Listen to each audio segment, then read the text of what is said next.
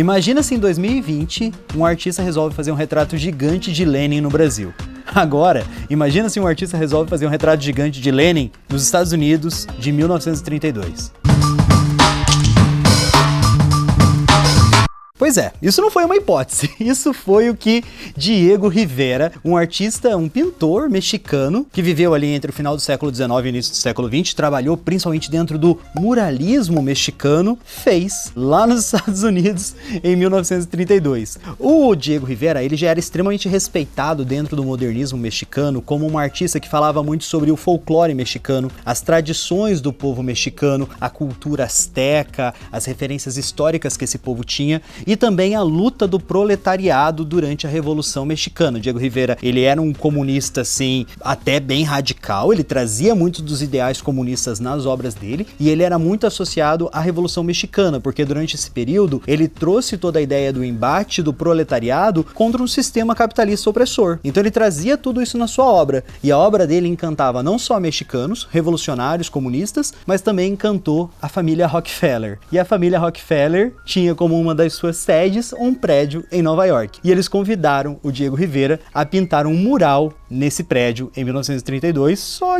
que as ideologias do Rivera e dos Estados Unidos da época não bateram, não deu muito certo. O convite inicial veio da Adrienne Albert Rockefeller. Ela era extremamente fã do Diego Rivera e ela queria que ele fizesse um mural gigante no edifício Rockefeller que tem lá em Nova York. O Diego aceitou, foi pra lá, ele fez um trabalho intitulado Homem na Encruzilhada, no qual ele colocaria um personagem masculino no centro do mural. De um lado ele colocaria todos os podres do sistema capitalista, as coisas que o Diego Rivera abominava dentro desse sistema, a desigualdade, a guerra, o imperialismo, e do outro lado a visão de um mundo perfeito, um mundo de um comunismo utópico que o Diego tanto sonhava, com igualdade entre as pessoas, o compartilhamento, as pessoas dando as mãos, felizes, principalmente em torno de uma figura chamada Lenin. Não pegou nada bem, porque o Lenin, ele era visto como o líder da União Soviética, o grande revolucionário, e depois que ele morreu deu espaço para Stalin e tal, mas ainda era uma figura extremamente estigmatizada nos Estados Unidos, que era um opositor da União Soviética nesse momento.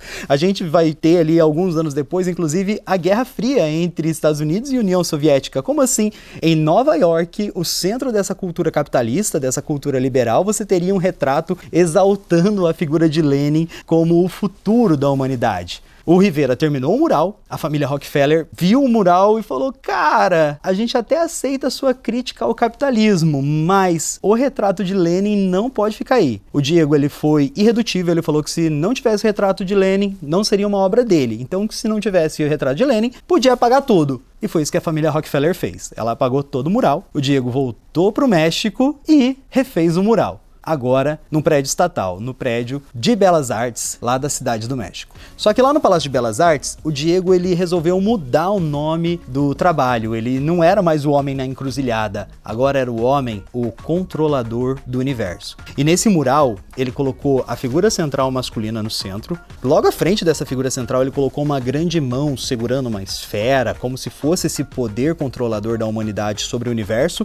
E em volta desse homem, ele colocou uma grande faixa representando o universo macro, então a gente vê o Sol, vê os planetas, e do outro lado ele colocou uma outra faixa representando o micro, então você vê bactérias, vê células, esses micro-organismos que compõem a nossa existência. E no centro esse ser humano que domina todas essas esferas. Só que esse trabalho não para aí não, ele trouxe toda aquela ideologia que ele já tinha colocado no mural dos Rockefeller. Do lado esquerdo do mural, a gente tem uma estátua gigantesca, opressora, que representa um deus, mas é um deus controlador, é um deus que oprime as pessoas. Em volta desse deus a gente tem um exército mascarado que avança em direção ao outro lado do quadro de maneira estranha, aterrorizante. Tem trabalhadores nesse lado do quadro, mas eles estão tristes, eles estão sendo enxotados pela polícia e você vê na expressão deles a dor e a tristeza que é ser trabalhador ali. As pessoas, elas estão alienadas em vícios, perdidas em jogo, bebida, enquanto o mundo cai em guerra. Ainda desse lado do quadro a gente tem o Darwin, que a gente pode ver ali uma associação ao darwinismo social. Afinal, a gente está falando da década de 1930, quando as teorias de Darwin foram deturpadas para justificar ações como, por exemplo, o nazismo. Do lado direito, a gente tem o extremo oposto. A gente agora tem essa estátua desse deus opressivo, desse deus estranho, agora decapitada. E a gente consegue ver ali na roupa desse deus o símbolo do nazifascismo. Então já mostra ali que esse deus opressor, ele representava uma ideologia perigosa, uma ideologia maligna que estaria ali por trás de tudo. O exército não é mais formado por pessoas encapuzadas. O exército é o povo, pessoas vestindo vermelho e mostrando sua cara, pessoas que têm a cara do povo mesmo, trabalhadores que estão ali lutando pelos seus ideais, pela sua pátria. A gente não tem mais pessoas alienadas, a gente tem atletas. Os trabalhadores, eles estão unidos em torno de uma bandeira vermelha. E ao lado desses trabalhadores, a gente tem a figura do Engels, do Trotsky e do Marx, que seguram um papel, e nesse papel está escrito: a libertação dos trabalhadores só será a obra dos próprios trabalhadores. Lenin, ali no meio, junta a mão de várias pessoas de etnias diferentes, junto com as suas próprias, mostrando a união. E obviamente nesse quadro, a gente não tem a figura de Stalin, porque o próprio Diego Rivera era extremamente contrário às políticas que Stalin aplicava dentro da União Soviética. Então ele não colocou Stalin porque ele não concordava com aquele tipo de comunismo que o Stalin pregava. Por isso que tem o Trotsky ali. Inclusive, anos depois, o próprio Diego Rivera foi até o presidente do México pedir o asilo político do Trotsky dentro do México, e não só dentro do México. O Trotsky ficou hospedado dentro da casa do Diego e da Frida, e rolou até um triângulo amoroso ali, mas isso daí já é momento caras, momento fofocas.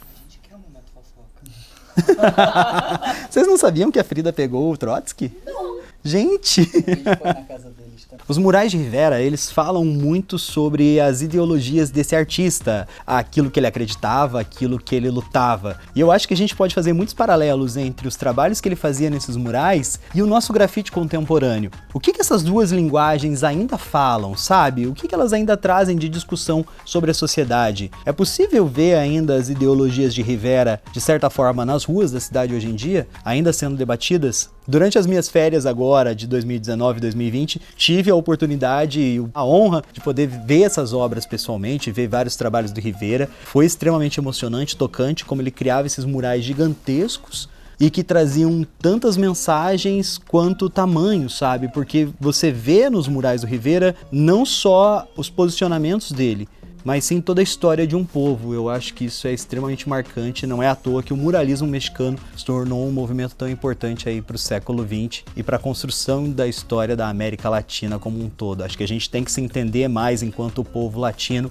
um povo que faz parte da América Latina, para poder crescer cada vez mais. Deixa aí nos comentários o que você acha disso, se você gosta do Rivera, se você gosta da Frida, se você já teve a oportunidade de visitar a casa dos dois. Inclusive na casa dos dois tem lá a caminha onde o Trotsky dormia, é muito interessante, talvez renda um vídeo no futuro. Deixa aí os seus comentários. Não se esqueça também de me seguir nas redes sociais, @Rodrigo Retica no Instagram, Arte de Segunda nas demais redes. Um grande beijo e tchau, tchau.